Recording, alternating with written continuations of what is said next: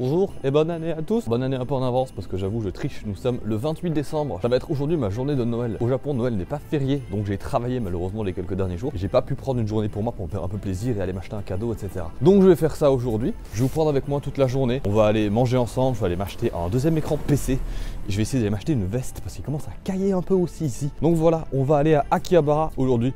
Je vous montre tout ça, je vlog un petit peu ma journée et voilà, ce sera une vidéo tranquille pour bien commencer l'année. On est parti!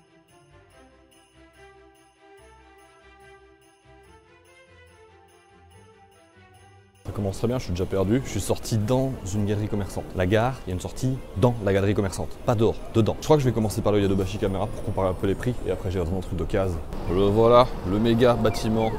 J'y suis déjà allé, je vous l'ai déjà montré, mais je sais que c'est là-bas qu'on trouve la plus grande variété de trucs d'électronique, donc potentiellement je trouverai beaucoup d'écrans et je pense que les prix sont encore assez raisonnables. Bon, j'espère qu'on m'entend parce que c'est méga bruyant par contre. J'ai trouvé tous les écrans, sur les descriptifs on a les prix etc et on a le nombre de ms mais on n'a pas le nombre de fps. Il y a juste certains écrans comme celui-là on a le nombre de hertz en dessous mais c'est pas systématique donc c'est un peu chiant, il va falloir que je fasse mes recherches sur internet. En termes de prix par contre ça a l'air assez honnête, c'est plus ou moins ce que j'ai vu sur Amazon je crois. C'est à peu près une petite centaine d'euros, allez 100-120 euros je veux dire pour un PC avec un ms c'est environ 144 Hz donc c'est correct. Maintenant, je pense que je peux les trouver d'occasion, donc juste me renseigner ici au niveau des prix. Et de toute façon, je passe la journée ici, donc je vais faire le tour un peu des magasins, etc. et voir un peu ce que je trouve pour voir si je trouve la même chose pour moins cher. Ce qui est fort possible parce que dans les grands magasins, en général, souvent, au Japon, c'est plus cher. Zone de tablette graphique, c'est incroyable. Bon, je sais pas décider, mais je sais faire ma pub. Le mec, il est en train de faire un truc incroyable, sa tablette graphique là, en libre service. C'est trop stylé. Bon, c'est tout ce que je trouve en termes d'écran. Je vais pas faire 1000 fois le tour du magasin parce que j'ai déjà fait plusieurs fois en vidéo. Il y a un endroit où j'ai envie d'aller manger, donc je vais me diriger vers là-bas doucement parce que là il est un peu tôt. Je vais faire quelques magasins sur la route et puis après on ira bouffer un ramen ensemble. Je vous expliquerai une fois qu'on sera là-bas ce que c'est comme ramen, mais normalement on devrait pas être déçu. Je suis dans une boutique méga chum en sous-sol. C'est exactement le même écran, 3000 voire 4000 yens moins cher. Pour vous situer, je suis dans une rue un peu externe, juste parallèle à la rue principale, et je suis rentré dans ce truc-là. C'est-à-dire que c'est un escalier tout étroit qui va vers le sous-sol, où c'est juste écrit en japonais. Pasokon monitor, donc moniteur ordinateur. C'est le seul endroit que j'ai trouvé comme ça. C'est vraiment les petits trucs cachés là que personne ne connaît. En tout cas que les étrangers ne connaissent pas parce que c'est écrit qu'en japonais donc tu peux pas savoir. Donc fouillez vraiment. À Akihabara, je vous dis, il faut fouiller. Si tu vas que dans la grande rue principale et que tu vas dans les grands magasins, tu trouveras que de la merde et tu te feras arnaquer comme un pigeon. On rentre là-dedans pour aller voir. Allez, let's go. Il y a quand même des trucs que j'ai du mal à comprendre. Pourquoi est-ce que Xenoblade Chronicle 3 qui est sorti il y a assez récemment est à 4290 yens alors que le 2 qui est sorti avant est à 5980. Ça n'a aucun sens. Ils sont trop smart en fait. Je m'étais pas rendu compte mais c'est vraiment des génies. Le premier étage du magasin vend des goodies d'animés basiques genre quelques figurines et des jeux vidéo etc.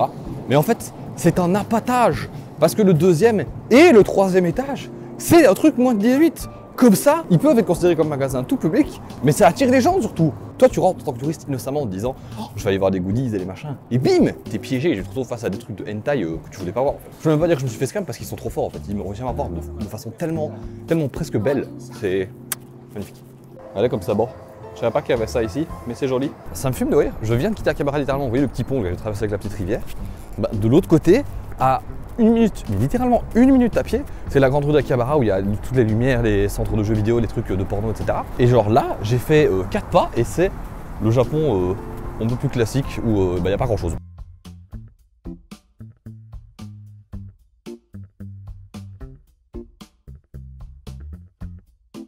Tadam! Voilà le ramen de ce midi, le Kikambo ramen. Il y a une file de bâtard sa mère. Il y a genre 30 personnes devant moi. On recommande d'abord évidemment comme ça la machine. D'abord la moulaga. Puis en tant que gros porc on prend le Big Pork Ramen évidemment. Ouais. Maintenant on va attendre. J'ai quand même de grandes attentes parce que le ramen est quand même noté à 4,4 étoiles sur Google avec genre 4500 avis. Et c'est le ramen préféré de beaucoup de gens sur internet parce que j'ai vu beaucoup de gens qui vivent notamment au Japon, des expats etc. Je suis juste devant, je peux presque voir la porte. Je suis tout seul donc avec un peu de chance, tous les gens qui sont devant moi ils sont par deux. Donc je pourrais peut-être gruger quelques places. Ça fait genre 25 minutes que j'attends je pense. Ça va, c'est pas encore trop long en vrai. C'est plus court que ce que ça quand je m'attendais. Ouais, on est rentré.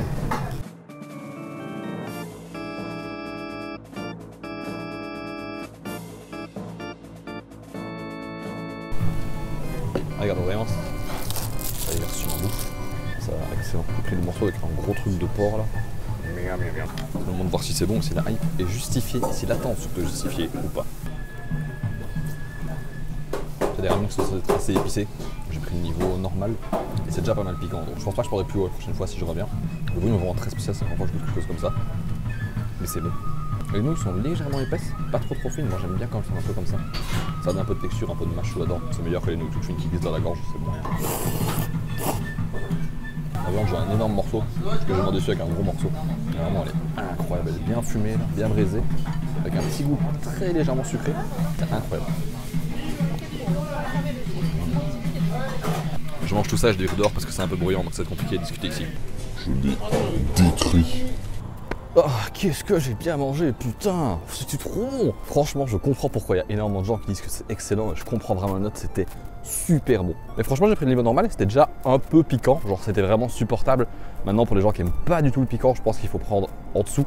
Si vous mangez piquant en Europe, vous pouvez prendre le niveau normal là-bas, c'est totalement sans problème. C'est à peu près ce à quoi on s'attend quand on dit piquant chez nous en Europe, donc c'est pas un souci. J'ai pas beaucoup filmé à l'intérieur parce que c'était assez bruyant. Je sais pas si on le voit bien sur les images, mais le restaurant est vraiment tout petit.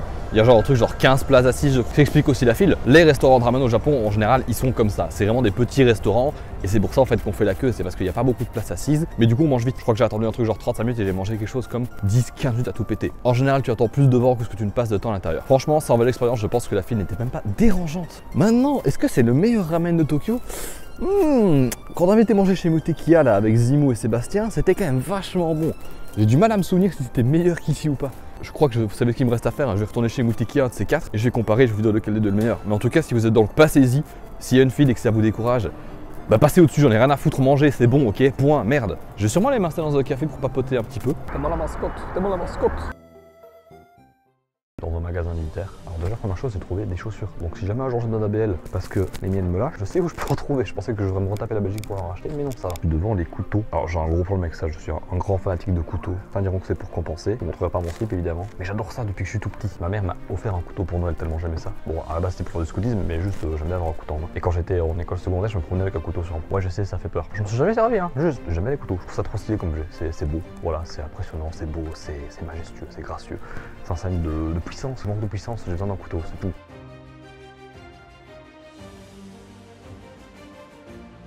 Évidemment, c'est des répliques, hein, soyez pas cons. J'ai besoin qu'on explique ce que c'est que ce truc et qui sont ces meufs pour ça. Je me promène à Akihabara depuis tantôt et elles sont partout.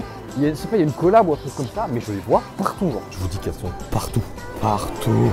Partout. Je suis au Book of 16 500 yens, donc c'est plus ou moins le même prix tantôt. Sauf que celui-là, il a un écran incurvé. Et moi, mon écran pour l'instant, il a un écran incurvé. Donc si j'ai un deuxième écran incurvé, c'est bien. Et il y en a deux en plus. Donc je note qu'ils sont ici et je reviendrai plus tard à mon avis au moins un dans la section junk. C'est tous les vieux bazars qui ont la flemme de trier ou qui marchent plus. Ils tapent tout ici et c'est à des prix dérisoires. Genre, j'ai trouvé un câble HDMI, là je crois que c'est un 3 ou un 5 mètres, c'est rien. Bah, c'est 550 yens, donc ça fait genre 3,50 € je crois. Et puis je vais acheter un écran, bah, j'en ai besoin, donc j'achète. Il y a plein des vieilles consoles, mais genre plein des PS2, des PS3, etc.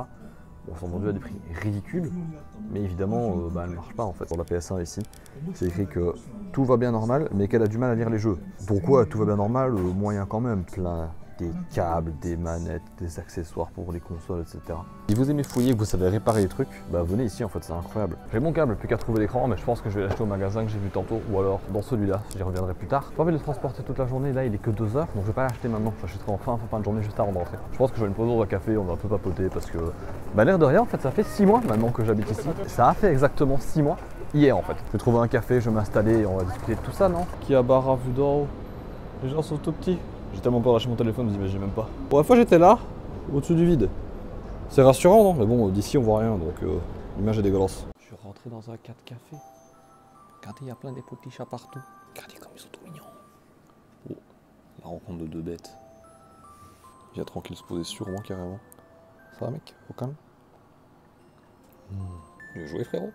Maintenant que je suis posé, on va pouvoir parler tranquillement. J'ai quand même un petit cacao. Parce que je suis un gamin que j'adore les cacao. Ça fait des mois que j'ai pu jouer avec des animaux, donc ça me fait beaucoup de bien.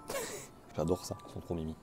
Bon bref, je disais tout à l'heure, en effet, ça fait 6 mois maintenant que je suis là. Je suis arrivé ici le 27 juin de cette année et on est le 28 décembre exactement. Donc hier, ça faisait exactement 6 mois. Ça va peut-être paraître irréel pour certains, mais j'arrive toujours pas à réaliser en fait que je suis ici. Mais au bout de 6 mois, j'ai trop du mal. Il y a tellement de choses qui ont changé dans ma vie et en même temps j'ai l'impression que tout est resté normal. En fait, venir au Japon pour moi c'était pas juste changer de pays, c'était aussi prendre mon indépendance parce que pour ceux qui le savent pas, j'ai beau avoir 25 ans, j'ai vécu chez mes parents, en tout cas chez ma mère, jusqu'à très récemment parce que j'ai fait des longues études. J'ai fini mes études à 24 ans et quand j'ai eu 24 ans, j'avais déjà le projet de partir vivre ici au Japon. Donc je n'ai pas pris d'appart, etc. de transition pour pouvoir mettre de l'argent de côté justement et mettre ce projet à bien. La chéreuse dans laquelle je vis là, Bah, c'est la première fois que je vis tout seul en fait, que je gère un loyer, que je dois gérer des courses. J'ai aidé ma mère évidemment, j'étais pas un feignant, j'étais pas à la maison à rien foutre. J'avais un boulot, j'avais des occupations et compagnie. Mais j'ai jamais eu à m'occuper de moi-même en fait. Enfin si vous voulez, ma mère s'occupait de moi et moi je m'occupais de ma mère. C'était très bizarre, on s'occupait pas de nous-mêmes. Et du coup ma mère a le même problème maintenant d'ailleurs, c'est très drôle. Elle est chez elle, elle se fait chier parce qu'elle ne sait pas quoi faire, donc elle ne peut pas s'occuper de nous. Et j'avoue que parfois c'est un peu dur pour moi aussi de me dire que je suis seul et que j'ai personne à part moi-même dont m'occuper quoi. Parce que quand j'étais en Belgique, j'avais mon chien, j'avais ma soeur, j'avais ma mère, j'avais mes potes, j'avais beaucoup de choses et j'ai laissé tout ça derrière moi. Contrairement à beaucoup de gens, je suis pas arrivé ici pour fuir mon pays ou parce que ça se passait mal là-bas. Si je dois faire un bilan en fait en quelque sorte de qu'est-ce qui a changé en 6 mois depuis que je suis arrivé ici, alors vous l'avez pas trop vu parce que je les montre pas trop à la caméra, mais j'ai rencontré beaucoup de gens. Ça se passe mieux je pense à tous les niveaux. Au niveau social, comme je dis, bah voilà, typiquement j'étais pas tout seul pour Noël déjà, donc ça prouve que ça se passe bien. J'ai des amis à qui je peux envoyer un message pour sortir, etc. sans que ce soit trop problématique, même si au Japon c'est moins la culture. C'est toujours plus compliqué d'envoyer un message, de se dire viens on se voit dans 1 heure. Ça se fait pas trop ici, mais c'est des choses auxquelles je me suis adapté. Au niveau de la bouffe, j'ai jamais aucun problème par rapport à ça, j'adore la bouffe asiatique, donc c'était mon rêve en fait, de manger comme ça tous les jours et c'est chose faite. Ce n'est que j'aimerais pouvoir manger plus dehors, mais j'avoue que c'est cher. Au niveau du boulot aussi, ça se passe beaucoup mieux. La relation avec mes collègues se passe un peu mieux parce que voilà, au début c'était beaucoup moi qui apprends et que c'est pas dire grand chose et compagnie. Maintenant je commence plus à les connaître, à pouvoir un peu rigoler avec eux, faire des blagues, etc. C'est plus sympa au travail aussi que juste je viens, je travaille. Il y a un peu plus de choses à côté. Au niveau du japonais, j'en ai un peu parlé la semaine passée, mais ouais, ça avance, j'ai vraiment l'impression de progresser, etc. Je pense que je commence vraiment à prendre mes marques. J'arrive un peu à cette espèce d'équilibre en fait entre le moment où la nouveauté, la découverte a disparu, mais je suis passé un peu par la phase aussi où je suis un peu en mode down en quelque sorte. Et c'est compliqué parce qu'il faut s'adapter, etc. Je pense que j'ai réussi à passer toutes ces étapes-là de façon correcte et à juste être satisfait en fait de ce que j'ai pour l'instant et de ce que je peux percevoir de l'avenir. Alors évidemment, c'est pas tout rose et tout facile tous les jours non plus, hein. Notamment au boulot où le salaire est un peu complexe. Mais bon, ça me permet, ouais, comme j'ai dit, de survivre, de payer mon lait, de payer ma bouffe. Et voilà, j'ai des extras un peu, voilà, j'ai un peu d'argent quand même de ma famille à Noël, etc. pour mon anniversaire. J'ai eu de la chance aussi, j'ai eu le remboursement sale des impôts ici récemment, donc j'ai beaucoup de thunes avec moi, qui me permet justement de me faire un peu plaisir malgré tout. Et vu que dans tous les cas, comme j'avais déjà expliqué, hein, l'école c'est maximum 2 ans, avec mon petit boulot et l'argent que j'ai encore de côté, je peux vivre de la même façon pendant encore 2 ans sans aucun souci. Donc c'est-à-dire en faisant un peu attention les semaines où j'ai pas trop de thunes, mais en pouvant me faire plaisir quand même de temps en temps, à peu près 1, 2, 3 jours par mois quoi. Je sais pas pourquoi je parle de ça, je pense que c'est juste un truc dont j'ai besoin de parler, j'ai envie de parler et à la base cette chaîne YouTube sert à ça aussi, hein, simplement pour que je puisse moins discuter avec vous. En parlant de la chaîne YouTube justement, j'ai vu qu'on avait passé les 100 abonnés cette semaine. Je m'entendais pas du tout à ce que des gens en fait s'abonnent à la vidéo. Comme j'ai dit, moi à la base cette chaîne c'est vraiment juste mon journal intime en quelque sorte. Je raconte ma vie, je mets mes histoires, etc. Et ça me permet de, si un jour je reviens en Belgique parce que le Japon ne me plaît plus, ça me permettra d'avoir une trace en fait de ma vie, de ce qui s'est passé ici. Voilà, si vous êtes là, que vous cassez ni dev ni dedans, parce qu'à la base je pensais qu'il y aurait que mes amis, ma famille qui suivraient ça, bienvenue à vous. Merci beaucoup de me suivre et si ça vous intéresse, dites-le moi. Présentez-vous, dites-moi qui vous êtes dans les commentaires, parce que vous me regardez, vous savez qui je suis, mais moi je ne sais pas qui vous êtes en fait. Donc dites-moi, et qu'on discute, au pire on joue rien à foutre. Si vous voulez vous taper une game de League of Legends sur le serveur asiatique, allez-y, mettez votre idée, lol, on sera une game. C'est pas assez drôle, c'est bizarre je trouve cette conversation. À la base je m'attendais pas à avoir ce sentiment bizarre en mettant des trucs sur YouTube. Mais ouais, c'est bizarre de me dire que j'ai des inconnus qui me regardent, qui savent qui je suis, qui savent ce que je fais de ma vie, etc. Il y a un chat qui est en train de jouer, regardez.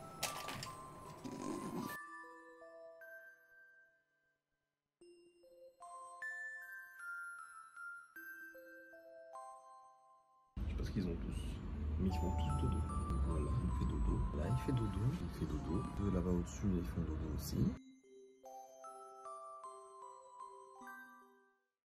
Je viens de sortir du café achat après une demi-heure, une boisson. Ça m'a coûté 1100 yens, je crois, donc allez, 7 balles.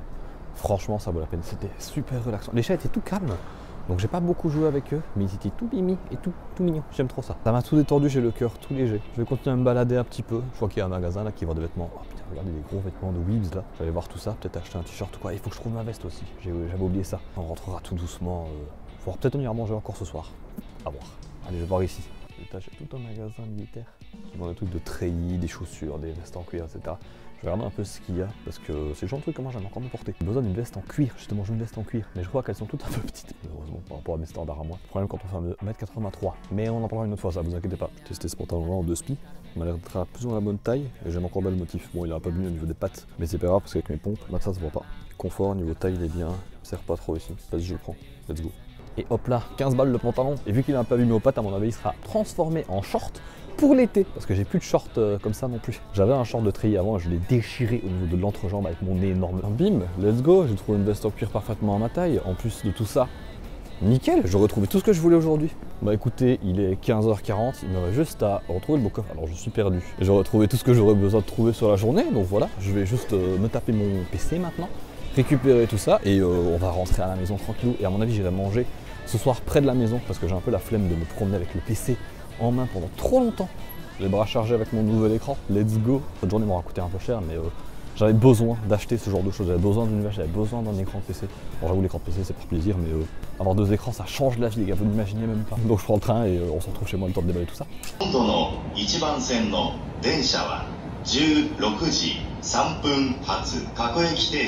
Je suis bien rentré à la maison. Tout est bien rangé. Ma veste est là-bas, mon pantalon dans mon armoire et compagnie. Et regardez, attention. Tada! J'ai installé le deuxième écran. Et je suis débile. J'avais eu le même problème il y a un an, c'est que je n'ai qu'un port HDMI sur ma carte graphique. Donc à l'époque, ce que j'avais fait, c'est que j'avais acheté un adaptateur HDMI DVI pour pouvoir le brancher. Mais il est resté en Belgique et j'avais oublié. On attendrait demain, j'irai acheter un adaptateur demain, pareil, écoute, qu'est-ce qu'il veut qu'on fasse? J'ai acheté un petit goûter en dehors de ça au 7-Eleven. C'est une espèce de petite pâtisserie à la pomme là. Transition Danny Chapel. Je savais pas quoi manger, mais en fait c'est là que l'illumination m'a frappé, les gars. Qui dit Noël au Japon dit forcément KFC, les gars. Au Japon, à Noël, c'est une tradition de manger KFC. Alors, c'est un truc purement commercial qu'ils ont réussi à faire croire aux Japonais que les Américains mangeaient KFC pour Noël toutes les années.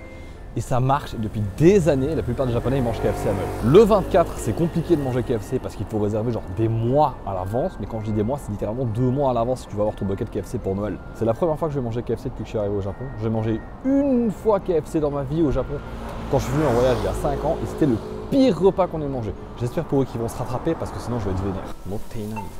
Je n'ai pas de carte, mais on commence sur la borne comme d'habitude. C'est ton... Aïe. Regarde, vraiment. J'ai mon poulet, je rentre à la maison. Bon, bah me revoilà avec mon KFC de Noël. Je vous déballe tout ça, je vous explique ce que j'ai pris. Pour ceux qui ne me croient pas, c'est une vraie anecdote le fait que les Japonais mangent KFC à Noël. C'est pas une blague. J'ai vraiment pris ça pour ça, parce que sinon, moi je suis pas spécialement fan de ça et ça fait des plombes que j'en ai plus mangé d'ailleurs. Déjà, regardez, le service à la japonaise, ça paraît tout con, mais la boisson, je sais pas si on voit bien, mais elle est fixée avec du scotch pour être sûr que ça ne se renverse pas. Le sachet en plastique, en papier à part d'ailleurs pour la boisson, était aussi scellé avec du scotch. Comme ça on est sûr que tout se garde. Je ne l'ai pas dit mais dédicace à Christophe, ça fait des plombes qui me cassent les couilles pour que je fasse des vidéos de dégustation. J'espère que tu en auras eu pour ton compte aujourd'hui. En boisson, quand je vais des fast-food, j'adore prendre du melon de soda. Alors, la couleur est un peu chum, c'est bizarre de voir un truc vert comme ça, je sais qu'on n'a pas l'habitude de ce genre de choses chez nous, mais je vous assure que c'est super bon. C'est un goût méga chimique et c'est méga sucré, mais moi je préfère ça que du coca. C'est la même marque partout à mon avis, donc il n'y a pas grand chose à dire, c'est du melon de soda classique. J'aime bien ça, c'est très bon. La boîte, elle est à l'effigie de Noël, les gars. Waouh! Les petits frites de KFC, qui sont, je pense, dégueulasses d'après la légende. Elles sont éclatées au sol, elles sont même pas salées. J'ai un wrap, 2 morceaux de poulet. Au Japon, il y a 2 types de poulet au KFC. Il y a le premier morceau comme ceci, donc c'est les tenders, c'est le truc classique sans os. Et on peut les prendre à chaque fois soit nature, soit piquant. En vrai, je suis désolé, mais le poulet genre du 7-Eleven ou du Family Mart sont meilleurs que ça. En vrai, c'est pas dégueulasse, ça se mange, mais genre c'est quand même fort sec. Et donc le deuxième morceau, c'est celui-là, c'est celui avec un os. Et là, j'ai pris chapelure piquante, alors pour changer un petit peu. En vrai, c'est 1000 fois meilleur, c'est 1000 fois moins sec. La chapelure, elle est à peine revelée, on dirait juste qu'elle est assaisonnée. Prenez pas les morceaux sans os, c'est pas bon. Prenez celui avec les os, c'est bien meilleur. Et je pense que la chapelure épicée est meilleure que la classique aussi, sans hésiter. Le truc, c'est le wrap, c'est sauce poivre, je crois. Méga classique, hein. C'est un tenders avec une sauce un peu tomatée, une sauce au poivre et de la salade dedans. Il n'y a même pas de fromage, je soit le plus basique possible. Non, ça aussi c'est très bon en fait. Genre la sauce au poivre elle est bonne, on sent très légèrement la sauce à la tomate. Mais le poulet est pas sec, genre c'est pas le même morceau de poulet que j'avais tantôt, genre. C'est encore un morceau différent en fait qu'ils mettent dans leur burger, etc.